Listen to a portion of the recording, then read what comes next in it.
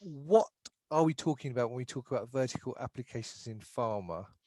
And can you tell viewers, no, no, not sorry. What do you mean by vertical application and horizontal applications, and what are the differences between the two? Absolutely. So it's definitely not specific for pharma. Yeah, it's for Novatek. We work in the pharmaceutical industry. So when people start reading the white paper at the end, they, I'll narrow it down for the pharmaceutical industry, but it's not exclusively for the pharmaceutical industry. If you look at horizontal applications, and it's like, the definition is more, it's more for corporations, yeah, especially at the time when the ERP systems came out, or, it was. I just ask you, what is an ERP system? Sorry, you used. Sorry, enterprise. Yeah, I'll get to that. I'll get to that. Enterprise resource planning. But let's say the horizontal application, the larger systems like ERP.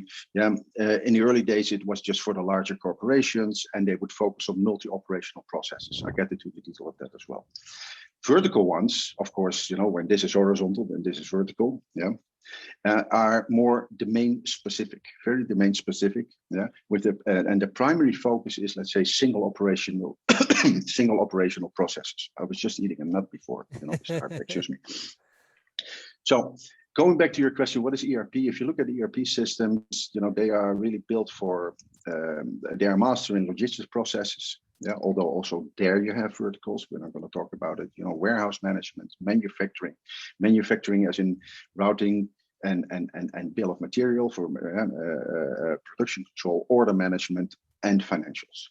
In my time, when we brought out the first ERP systems, available to promise was one of the magic words where we did all of the ROI calculations on it. I'll leave that aside, not having the time to go in there. And as you know, when we start talking, I even don't notice that 50 minutes are gone by so fast. But ERP are not the only horizontal systems. You also have LIMS, laboratory information management systems. Yeah, these are old systems as well. Not that they're all old, but they have a long history, going back in when the first ones came out, and they are originally, let's say, modeled around chemical lab processes. Yeah, with the main focus is storage of sample data. Yeah, where you have the samples and you have all of the sample data, and at the end they bring out what they call a certificate of analysis. What we shouldn't get into, and I definitely also don't know when you do, there's no competition between horizontal and vertical. Yeah, so they work together. Yeah, whereby the verticals, solve solutions in my view, in a better way than horizontals can do. We get to into that. Yeah. So I'm talking about the verticals. We talk about the vertical expedition, also about optimization, increased efficiency. And in our specific domain, quality management, pharmaceutical manufacturing companies, it's all about risk mitigation and regulatory compliance, right. So to say. So applications, that ERP applications have never been, and also LIMS have never been brought to market to deal with highly regulated processes, right, such as quality regulations. Yeah, that's very much a focus, and that's the vertical aspect that I'm talking about, especially for the pharmaceutical manufacturing industry. Yeah.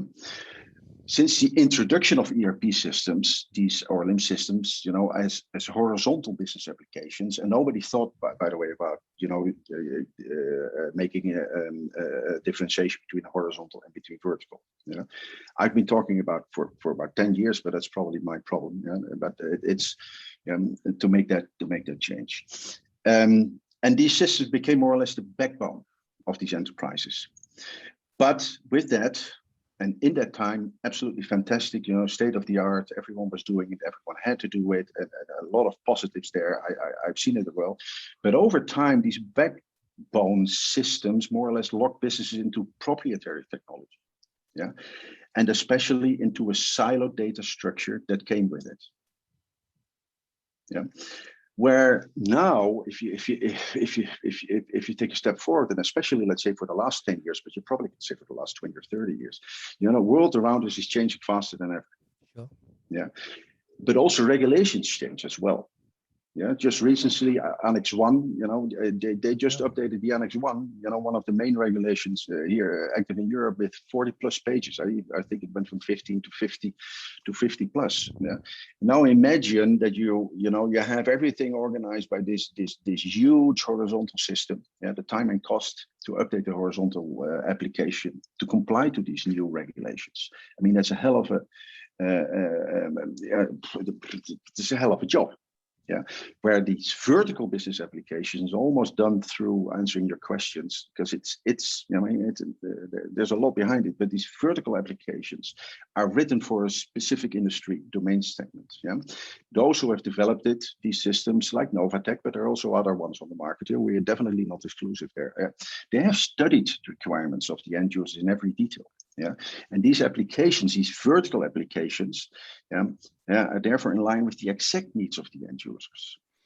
Yeah, the data structure, that has all the data elements and the business logic built in. Yeah, and I'm not going into the specifics there, but one of the big advantages there for customers is that they might even overlap with your horizontal system.